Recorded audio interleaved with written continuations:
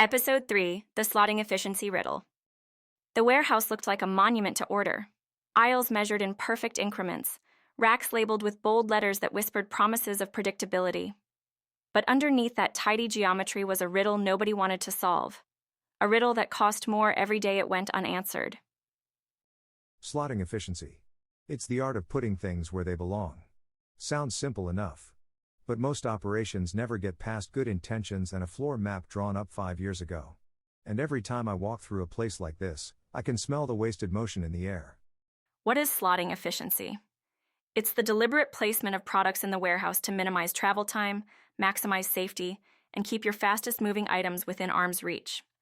It's the difference between a picker covering 10,000 steps in a shift, or 20,000.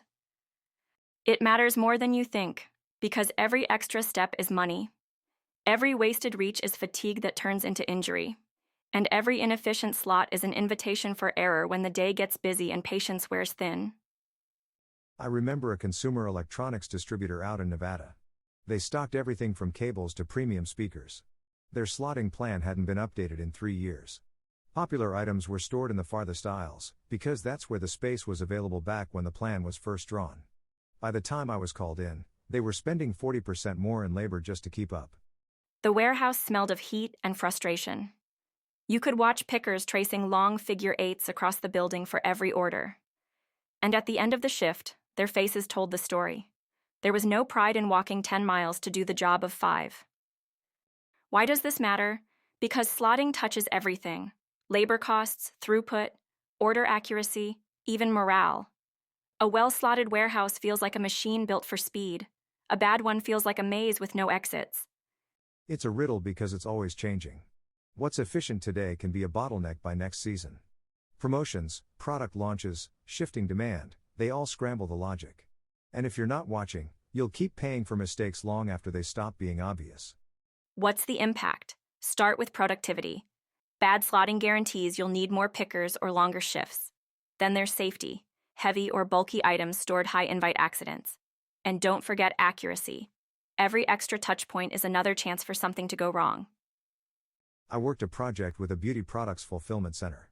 Their top 20 SKUs accounted for 60% of all orders.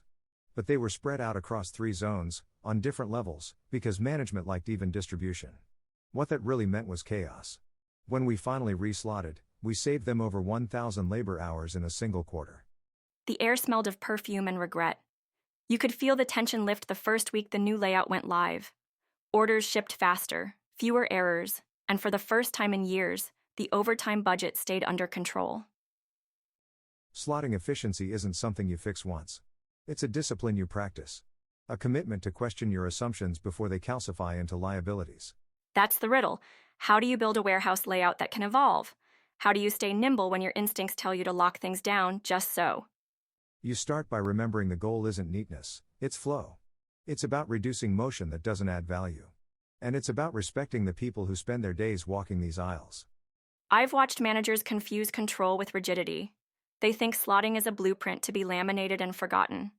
But the best operations revisit their layout quarterly, sometimes monthly. They track pick frequency, seasonality, and even ergonomics. Because in the end, efficiency isn't static. It's alive. The lesson? Never stop asking whether what you've got is working. Don't let inertia make the decision for you. Because inertia is the most expensive manager you'll ever hire.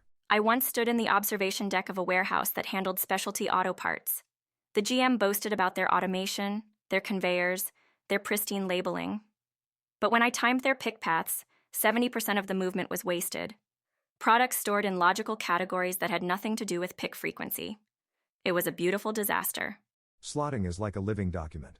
It needs your attention. Your willingness to adapt. Your curiosity to ask why something is where it is, and whether that still makes sense. So here's what I tell every warehouse manager who asks. Treat slotting like a game you can never win. Because every day you play it, you get a little better.